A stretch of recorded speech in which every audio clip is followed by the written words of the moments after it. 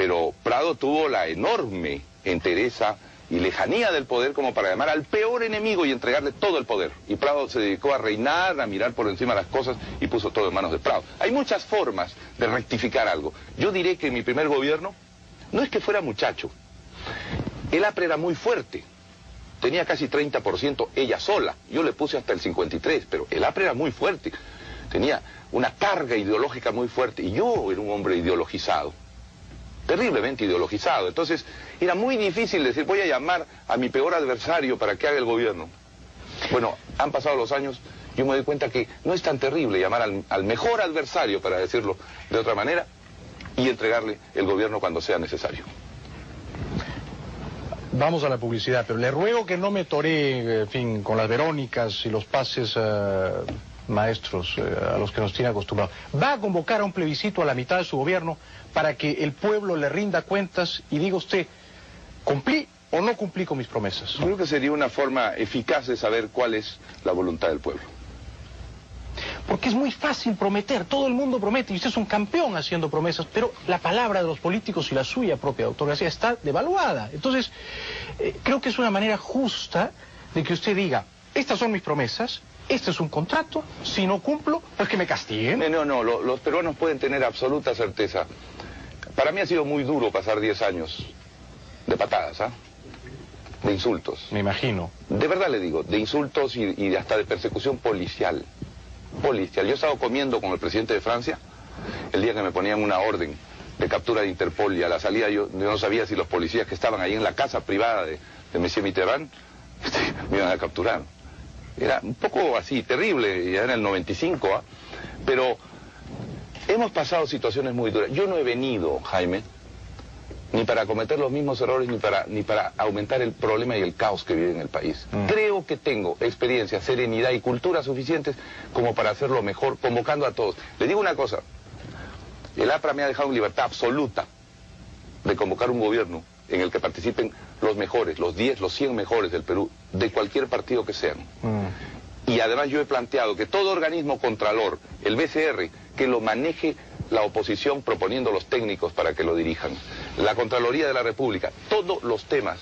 Como contralor, pues nombre a Fernando Olivera. Es que no tiene título de abogado y se necesita título. ¿No tiene título, seguro? No, creo que se quedó a la mitad del camino.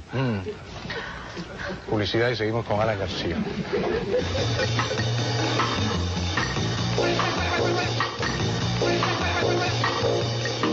Yo le ruego, Alan, que pronuncie usted unas pocas palabras que, créame, me sumirían en el deleite, si no en el éxtasis. ¿Por qué no nos dice usted esta noche, pido disculpas por mi primer gobierno? ¿Es capaz de ese pequeño acto de humildad? ¿Puede usted decir eso mismo?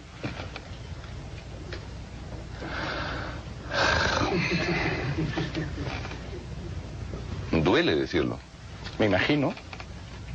He tenido errores. Pido perdón por ellos.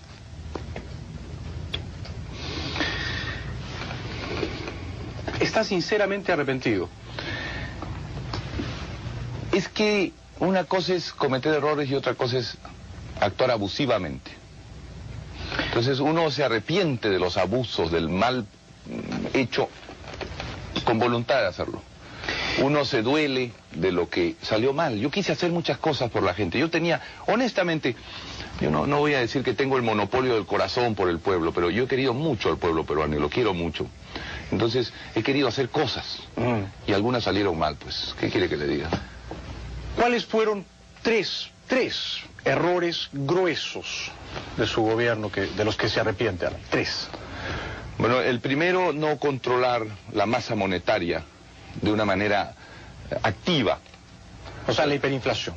La hiperinflación que hubiera podido detenerse con una gran contracción el año 87, 88. Hubiéramos podido frenar, retirar un poco, no aumentar salarios, frenar hacia atrás los gastos del Estado. Eso lo hubiera sentido la población. Pero yo en ese momento decía, si lo hacemos, se va a frenar el crecimiento. Y mi ilusión era, vamos a crecer más y eso va a llenar el déficit. Segundo error. Y no funcionó. No cobrar impuestos adecuadamente. No, oiga, no sea usted tan complaciente consigo mismo. No, pero es el segundo. no cobrar impuestos adecuadamente para que no haya déficit, para que haya equilibrio fiscal. Sí. Usted tiene que cobrar impuestos. Y en eso era yo hasta bobo, porque pensaba que si usted le cobraba más impuestos o eficazmente a la gente, la inversión se iba a ir, entonces se iba a retirar lo que el país comenzaba a crecer en los 2 primeros años. Tercer error. El intento de nacionalización de la banca. Fue un error. Fue un grave error. Los objetivos no eran malos, se buscaba que el dinero se quedara, se reinvirtiera adentro, pero el modo fue absurdo, a contrapelo de la historia, ya no era época y eso... Mire, yo venía con un impulso desde 1930 y el mundo venía desde el futuro, no había caído el muro de Berlín, pero venía otra concepción que finalmente se adueñó del mundo. No lo vimos. Lo voy a ayudar, si me permite, por supuesto, a recordar otros errores y le ruego que me conteste lacónicamente. ¿Fue un error, sí o no, confiscar, congelar los depósitos en dólares de los ahorristas? Si usted me lo dice, sí. Fue un error. Pero, ese sí tiene una explicación. Era necesario en ese momento, de emergencia, frenar el pago de la deuda. Era imposible pagar, de otra manera, se lo digo. Era imposible pagar la deuda. El señor Belaúnde había dejado de pagar la deuda, perdón, a mí me acusan de perro muertero. Fue el gobierno anterior el que hizo el perro muerto. El 83 y 84 dejaron de pagar la deuda. Y cuando llegué y hablé con el embajador de Alemania, con el representante del Banco Mundial, me dijeron, señor, usted nos debe 1.400 millones del 84 y usted nos debe 1.300 de este año. Pague 2.700 con 3.000 millones de exportaciones. ¿Qué podía pagar yo? ¿Para qué me eligen presidente para administrar 300 millones? Entonces hubo que decir, vamos a reducir el pago de la deuda. Pero había, y lo lamento profundamente, había una masa de dinero en certificados en dólares. Y hubo que decir, tenemos que congelarlo, porque si uno anuncia, voy a dejar de pagar la deuda o limitar el pago, esa gente con todo derecho va a ir a decir, deme mis dólares al banco, y se iba a hacer una correría feroz. Yo lo lamento. Sí, eso, en este tiempo... Fue un abuso, fue un atropello. Sí, yo sé que también le congelé su depósito. Fue un abuso. Yo en este tiempo, Jaime... Tanta gente mayor que a la hora de sacar su plata se había licuado el valor. Es cierto, pero lo que se intentó fue lo siguiente.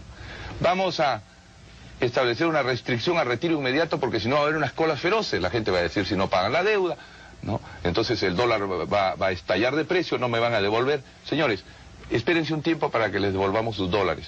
O sáquelos al cambio del día, de la calle, en soles. Puede usted sacarlos y ir a comprar sus dólares a la calle.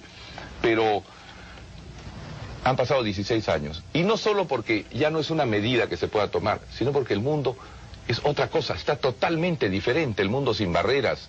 Ya en este momento usted no puede tomar ahorros en dólares, toma aire. Todo está fuera de su capacidad manual de tomar las cosas, pasa por el internet. ¿Usted cuando era presidente?